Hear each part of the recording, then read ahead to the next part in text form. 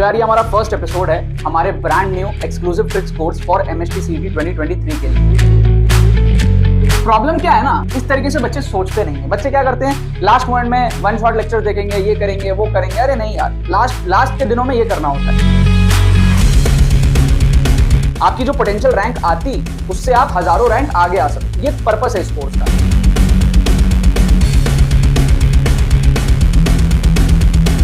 तो जो बच्चा एकदम ही जीरो पे है उसकी भी स्कोर देखो थोड़ी सी ठीक ठाक से दिख रही है। This course is for everybody who is appearing in MST CET। क्या आपको बात समझ में आ रही है?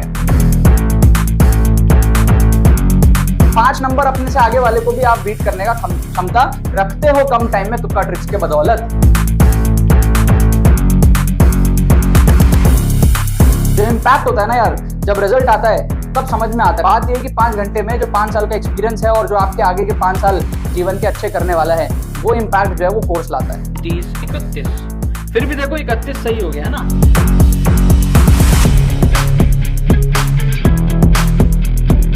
हमने फिजिक्स के अंदर में 38 सही किया, केमिस्ट्री के अंदर में हमने 36 सही किया। 100 क्वेश्चन सही करने का हमने 5 क्वेश्चन ज्यादा सही किया, 105 क्वेश्चन हमने यहाँ पर जो है सही किया है।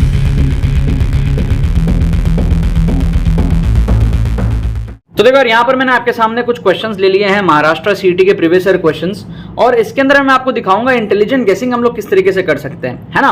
MST CET के अंदर में ना यार आपको इंटेलिजेंट गेसिंग करना आना चाहिए, ठीक है, क्योंकि बहुत सारे बच्चे ऐसे होते हैं जो बहुत सारे क्वेश्चंस में तुक्का लगाते हैं, ठीक है। आपका 200 नंबर का MST CET का पेपर होता है, एवरेज बच्चे पता है कितना सॉल्व कर पाते हैं? 80 से 100 नंबर ही सॉल्व कर पाते हैं, और बिलो एवरेज तो इससे भी कम, राइट। तो आप देख सकते हो जो बच्चा 200 में से 80-100 सॉल्व कर रहा है उसके पास में 120 तक क्वेश्चंस या 120 तक नंबर के क्वेश्चंस होते हैं जिसमें वो तुक्का लगाता है। तो इसीलिए यार इंटेलिजेंट गेसिंग बहुत इंपॉर्टेंट होता है। आप बहुत सारे क्वेश्चंस में तुक्का लगाते हो, तो तुक्का आपको किस तरीके से लगाना है ये भी आपको सीखना बहुत ज्यादा जरूरी है। आप लोग इसके लिए एक्सक्लूसिव ट्रिक्स कोर्स में भी एनरोल कर सकते हो।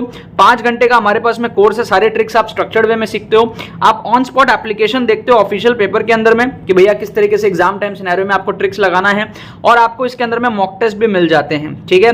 काफी सारे स्टूडेंट्स यार इस कोर्स के अंदर में एनरोल किए हैं और कर रहे हैं, जो अपने नंबर को बूस्ट कर रहे हैं। कितना नंबर बूस्ट हो सकता है? अगर आप एब्सोल्यूट 0 पे हो तो वहां से आप 70 प्लस का स्कोर मैनेज कर सकते हो, ठीक है। और अगर आप 80 मार्क्स के आसपास हो, 80-90 मार्क्स के आसपास हो, तो वहां से आप जो है 130 प्लस मार्क्स जो है बूस्ट कर सकते हो इंटेलिजेंट गेसिंग, ऑप्शन एलिमिनेशन, तुक्का ट्रिक्स के बदौलत, ठीक है। काफी सारी चीजें हैं, स्ट्रक्चर्ड वे में कम टाइम में माइंडसेट डेवलप करते हुए सीखना है, सब चीज जानते हुए सीखना है। तो इस कोर्स में आप लोग जो एनरोल कर सकते हो, लिंक आपको डिस्क्रिप्शन में मिल जाएगा। अब बात करते हैं इस 4 क्वेश्चन के बारे में।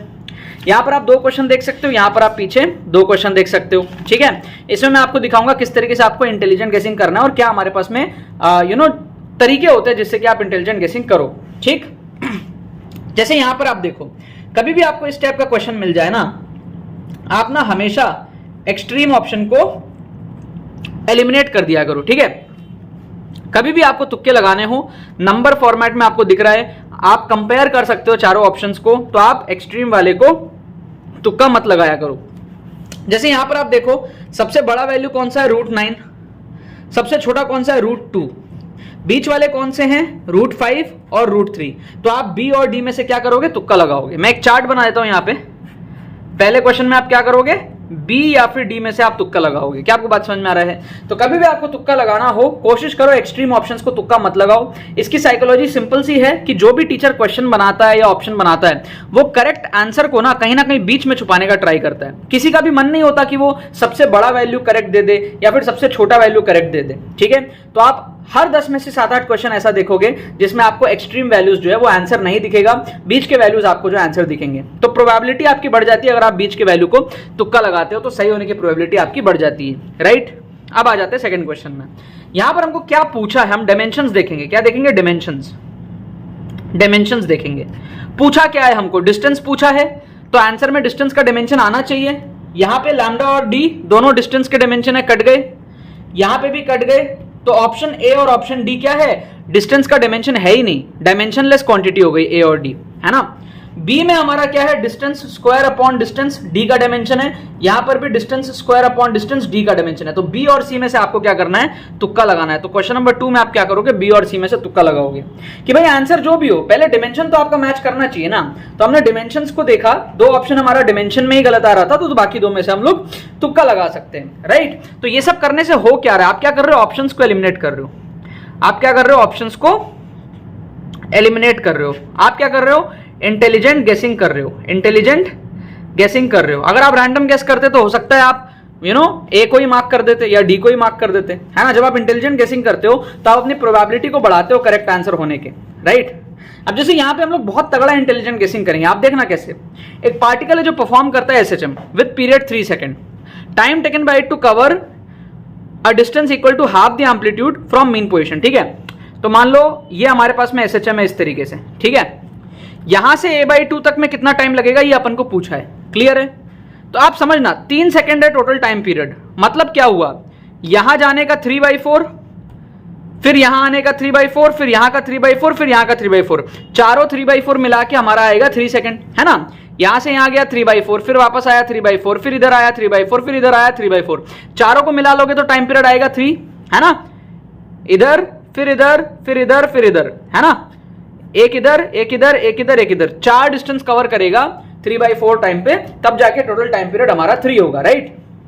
सो इसका मतलब ये पक्का है कि यहां से यहां तक जाने का टाइम लग रहा है 3/4, तो यहां से यहां तक का टाइम 3/4 से कम होगा, क्योंकि हमको तो एम्पलीट्यूड तक जाने नहीं, हमको तो a/2 तक जाना है ना।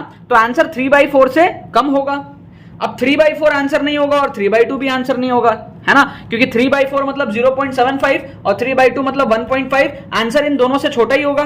इसकी वैल्यू है 0.5 और इसकी वैल्यू है 0.25, क्लियर है। अब समझना, फील करना, अगर आंसर ए हुआ, समझो आप बात को समझो, ये हमारा मीन पोजीशन है, ये a/2 है, ये a है, ठीक है। अगर आंसर हमारा 0.25 हुआ, ठीक है, तो ये हो जाएगा 0.50, क्योंकि 3/4 है ना, 3/4 मतलब 0.75, तो यहां से यहां तक जाने का 0.75 है। अगर ये 0.25 हुआ मतलब 1/4 हुआ, तो ये 0.50 होगा, तभी तो एडअप होके 0.75 हो रहा है। और दूसरा केस, अगर ये मेरा 0.5 हुआ तो ये बाकी का हो जाएगा मेरा 0.25, क्लियर है। अब आप बताओ ज्यादा टाइम कहां लगेगा, यहां ज्यादा टाइम लगेगा या यहां ज्यादा टाइम लगेगा, दोनों डिस्टेंस बराबर है, ये a/2 है, ये a/2 से a तक है। ऑब्वियस सी बात है कि भाई यहां पे टाइम ज्यादा लगेगा क्योंकि स्पीड यहां पे कम होती है, बीच के पोजीशन में स्पीड ज्यादा होती है ना। हमारा एसएचएम ऐसे ऐसे हो रहा होता है, बीच में स्पीड ज्यादा होती है, कोने में स्पीड कम होती है ना, तभी तो रुक करके डायरेक्शन चेंज करता है ना। तो बीच में क्या डिस्टेंस ज्यादा कवर करेगा कम टाइम में, ठीक है ना, कंपेयर टू हमारा आगे, क्योंकि हमारा आगे स्पीड कम हो रहा है, बीच के रीजन में स्पीड ज्यादा है, तो टाइम कम लगेगा। टाइम कम लगेगा मतलब ये वाला जो कॉम्बिनेशन है ना 0.25 और 0.50, ये करेक्ट होगा, ये वाला कॉम्बिनेशन करेक्ट नहीं होगा। इस कॉम्बिनेशन में यहां टाइम ज्यादा है, यहां टाइम कम है, ये करेक्ट नहीं होगा। यहां टाइम ज्यादा लगेगा क्योंकि यहां पे स्पीड कम हो जाती है आगे जाके, ठीक है ना। तो हमारा आंसर हो जाएगा ए। मस्त तुक्का लगाया ना हमने, है ना, मस्त इंटेलिजेंट गेसिंग यहां पर हमने जो है किया। अब यहां पर भी आप देख लो, इस क्वेश्चन के अंदर में आपको पूछा क्या है, आपको फ्रीक्वेंसी पूछा है, तो जो आंसर आएगा उसका डायमेंशन फ्रीक्वेंसी के बराबर होना चाहिए ना यार।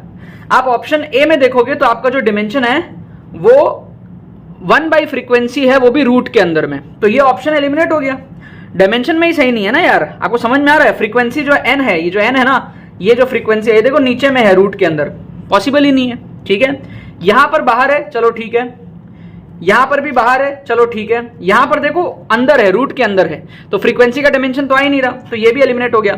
बी और सी ऑप्शन क्या है ना, बी और सी ऑप्शन का जो डायमेंशन है वो फ्रीक्वेंसी के बराबर है, क्योंकि देखो फ्रीक्वेंसी दोनों में दिख रही है बाहर, इन दोनों में क्या है, एक रूट के अंदर दिख रहा है, एक 1/रूट के अंदर में दिख रहा है। तो आप यहाँ पे क्या कर सकते हो, बी और सी में से तुक्का लगा सकते हो। क्वेश्चन नंबर 4 में, क्वेश्चन नंबर 4 में आप क्या कर सकते हो, बी और सी में से तुक्का लगा सकते हो, ठीक है। और थर्ड में तो हमारा आंसर ए है ही सही, ठीक है। तो ये फायदा होता है इंटेलिजेंट गेसिंग करने का, आप ना अपनी एक्यूरेसी को बढ़ा देते हो, जितने क्वेश्चंस आप अटेम्प्ट करने वाले हो तुक्के से, उसकी आप अपनी जो एक्यूरेसी को बढ़ा देते हो, ठीक है।